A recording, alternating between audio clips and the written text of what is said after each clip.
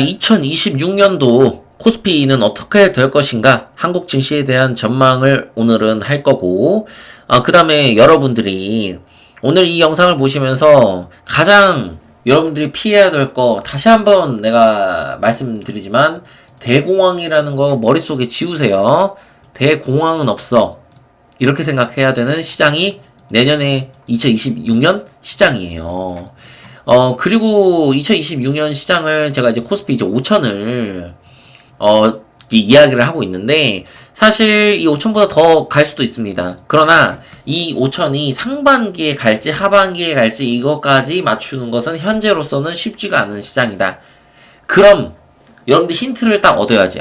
그러면 내년에 시장이 좀 이렇게 출렁일 수 있겠다. 이런 시장으로 가겠다. 이렇게 생각하고 여러분들 이해하시고 내년에를 투자를 하셔야 된다. 그걸 말씀드리고 오늘 시작을 할 거고요. 자, 구독과 좋아요, 알림 설정 꼭 하셔야겠죠.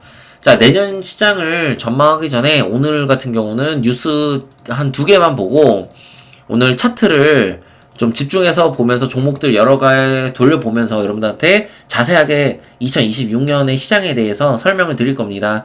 자, 저 코리안 버핏입니다. 제가 틀리는 확률은 매우 낮다라는 거 여러분들이 잘 알고 계실 거라고 생각합니다. 그래서 내년 시장은 반드시 긍정적으로 보시길 바라고요. 자, 오늘 뉴스 몇 개 보면서 이야기하도록 하죠. 엔비디아, 자, 중국 H200이 주문 폭주의 증상 계획이다 이런 얘기합니다. 결국에 이 AI 칩셋을 원하는 국가도 많고 기업도 많고 너도 나도 AI를 지금 빨리빨리 도입하려고 하고 있다. 이걸 분명히 여러분들이 캐치를 하셔야 돼요. 지금은 버블은 아니다.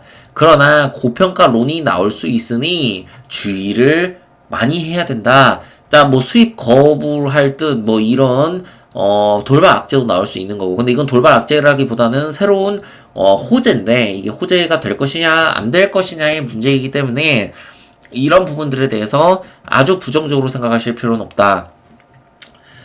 자, 그 다음에 AI 거품 우려 부활 필라델피아 반도체 지수 5% 급락. 자, 이거 진짜 많이 급락한 거예요. 그죠? 5%면 대단한 급락입니다. 그러면 여러분들은 무슨 생각을 합니까? 이거 끝났다. 지금 현재 기준으로 끝났다라고 생각을 하시고 시장을 바라보면 안 된다. 왜? 자, 12월이 되게 중요하다고 말씀드렸어요. 제가 분명히 말씀드릴게요. 만약 이 12월에 갑자기 급락을 했어. 코스피가 갑자기 3,500을 갈 정도로 말도 안 되는 급락을 했어. 그러면 내년에 엄청 조심해야 됩니다. 그러나 저는 지금 이제 시장을 2월 중순까지 살펴봤을 때 그럴 리는 없다. 제가 12월에 어떻게 투자하라 그랬죠? 자, 공포를 이겨내라. 한마디로 공포를 기회로 생각해라. 지금 여러분들 조정받은 종목들이 있잖아. 내가 이걸 얘기했잖아. 조정을 중요하게 생각하고 내가 빠져나갈 구멍을 이미 찾아놓고 매매를 한다면 문제가 없는 시장이다. 그래서 이미 조금 충분히 조정받은 그런 종목들로 여러분들이 포트폴리오를 구성해서 지금 매매를 한다면 분명히 좋은 결과가 있을 거고, 그리고 가장 중요한 거는 비중을 본인이 진짜 고수가 아니면 지금 비중 확대하면 안 된다. 적당히 해야 된다. 그거를 다시 한번 얘기하고 싶어요. 내년에 이제 내가 차트 바로 보면서 얘기할 겁니다. 내년에, 자, 삼성전자 같은 경우도 고점을 사실 올해 돌파를 해도 이상한 종목이 아니에요. 지금 삼성전자는 이 고점을 돌파할 가능성도 꽤 많이 열려 있습니다. 박스권이거나 결국에 고점을 돌파할 가능성이 현재는 지금 존재를 하는데, 만약 올해 고점을 돌파를 하게 되면 산타 랠리가 나온다는 얘기고, 이 기대감이 내년 상반기까지 지속이 될 거예요. 이해가 되시겠죠? 그러니까 내년에 2026년에 상반기에 반짝 어쨌든 증시는 좋을 거란 얘기예요. 그치만 좋아도 결국에 조정은 피할 수 없다. 그래서 내년에 이 조정은 한번 오면 꽤 크게 올 수 있어요. 그래서 내년에 변동성이 좀 클 수 있다라고 생각하고 이 인지를 하시고 투자를 하셔야 되고, 지금 12월 시장이 국장 같은 경우는 생각보다 굉장히 강합니다. 미장에 비해서 국장이 훨씬 강하다고 보시면 돼요. 그럴 수밖에 없는 게 국장은 오른 게 없으니까. 근데 무슨 대공황이고 버블이에요. 지금 오른 게 없는데. 네? 국장은 오른 게 없어요. 그렇기 때문에 국장만큼 투자하기 좋은 투자처가 없어요. 삼성전자 같은 경우는 진짜 최악의 상황이 오더라도 이 박스권을 유지할 가능성이 상당히 높아요. 현재는 갑자기 여기서 급락을 해도 여기서 60일선 딛고 다시 올라갈 가능성이 높은 그런 상황이다. 수급적인 측면이나 앞으로의 어떤 그런 실적에 대한 기대감으로 보나, 엔비디아랑 저 엔비디아 젠슨왕하고 얼마 전에 깐부 했잖아요. 치킨 먹었잖아요. 깐부여서 여기 갔다가 여기서 쭉 내렸다가 지금 조정받고 있어요. 그죠? 지금 현재 기간 조정과 가격 조정을 함께 받고 있습니다. 만약 12월에 산타랠리가 온다면 당연히 충분히 돌파할 수 있는 지점이에요.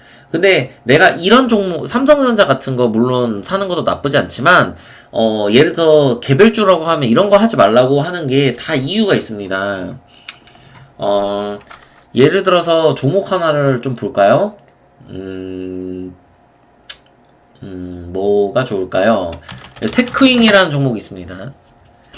이 테크잉이라는 이 종목이 이제 뭐 어떻고 이거를 떠나서 이만큼이 떨어졌어요, 여러분들. 이렇게 올랐다가 지금 이렇게 떨어져 있어. 이렇게 지금 121선 근처에 조정을 받고 있는 이런 애들, 61선 근처에서 조정받고 있는 이런 애들이 여러분들이 투자를 했을 때 가장 리스크가 현재는 적다. 왜? 혹시라는 게 있으니까. 그 가능성을 생각했을 때. 그래서 예를 들어서 이런 종목들을 제가 눈여겨보라고 이야기를 하는 거고, 그리고 실적이 실질적으로 나오는 종목, 그게 바로 지금 현재는 반도체거든요.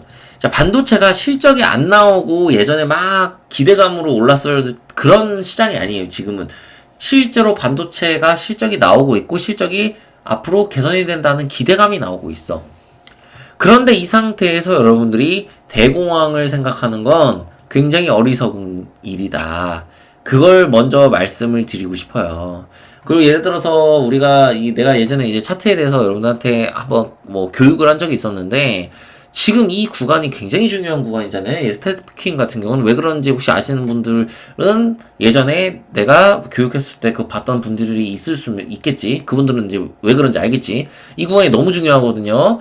이 구간을 깰 가능성은 낮다. 예를 들어서 이렇게 생각하고 과감하게 접근을 할 수 있는 겁니다. 근데 아까처럼 많이 올라 있는 종목들, 특히 자, 우리가 로보티즈 한번 보죠. 로보티즈 이게 미쳤잖아요. 그죠? 로보티즈 미쳤죠? 이만큼 올랐어.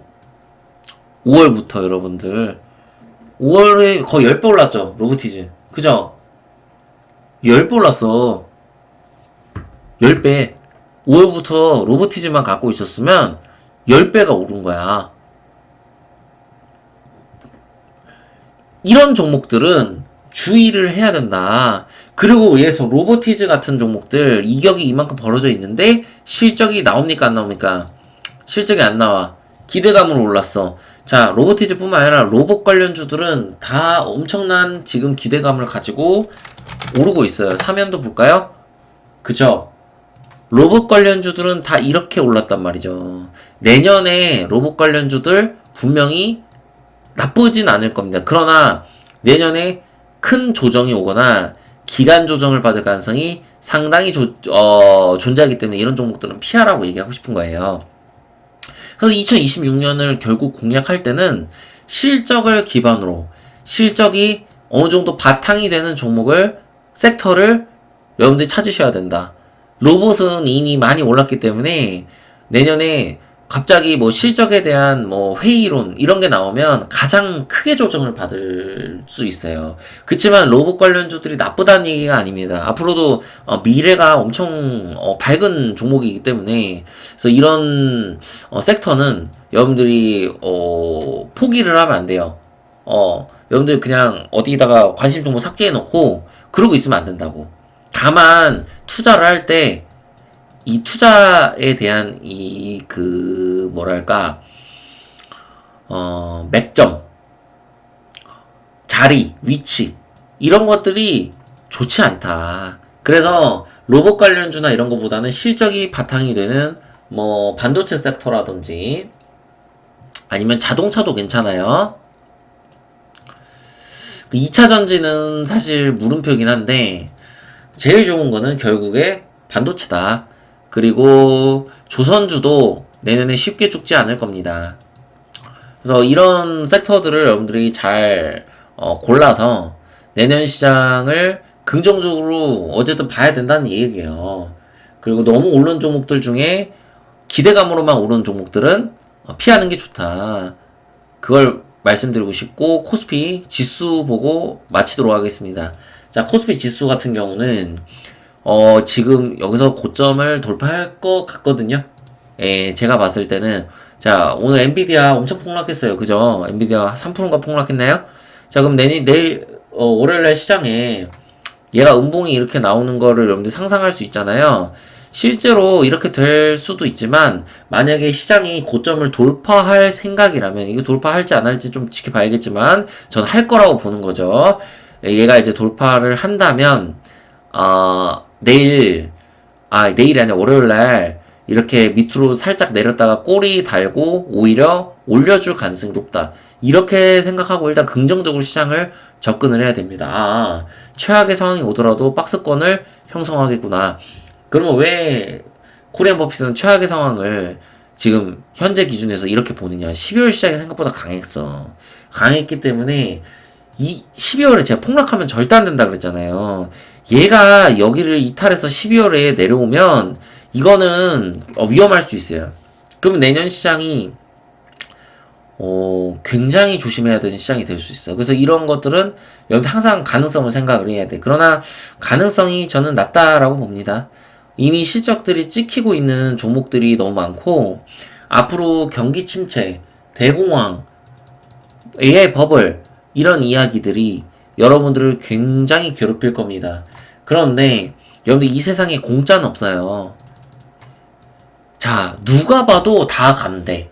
야, 내년에 걱정 없어. 무조건 갈 거야. 그러면 다 투자하겠죠. 그쵸? 무조건 갈 거라 생각하면 당연히 다 투자하죠, 여러분들. 누가 투자 안 합니까? 바보도 아니고. 그런 일은 있을 수 없다. 주식은 원래 여러분들 고통이에요, 고통. 배고파. 배고프고 정신적으로 피폐하다고. 항상 나를 괴롭힌다고. 그래서 여러분들만의 기준과 원칙도 필요하고 여러분들이 실력을 쌓아 나가야 돼. 그리고 항상 겸손해야 되고. 그래서 내년 시장도 여러분들 겸손하게 접근을 해서 내년에 등락폭이 클 수 있다고. 이렇게 이렇게 가다가 갑자기 이렇게 뚝 꼬꾸라지고 이런 현상들 충분히 일어날 수 있지. 내년에 고점 돌파하고 갑자기 여기 저점 이탈한다든지 그럴 수 있는 겁니다. 그렇지만 여러분들은 굳굳이 대공황은 없으니까 지금 어쨌든 투자를 해야 되고 내 기준과 원칙을 가지고 반드시 손절하자. 이것만 머릿속에 지금 심어두면 내년 시장도 필승이다. 그거를 이야기하고 마치도록 하겠습니다. 자, 올해 여러분들 고생 많았고 내년에도 여러분들 좋은 시장이 좀 연출될 가능성이 있기 때문에 여러분들 긍정적으로 보시고 투자하시는 여러분들 되셨으면 좋겠습니다. 영상은 제가 다음 주에는 좀 많이 만들려고 합니다. 그러니까 다음 주에 기대해 주시고 자, 여기까지 하도록 하겠습니다. 코리안 버핏이었습니다. 감사합니다.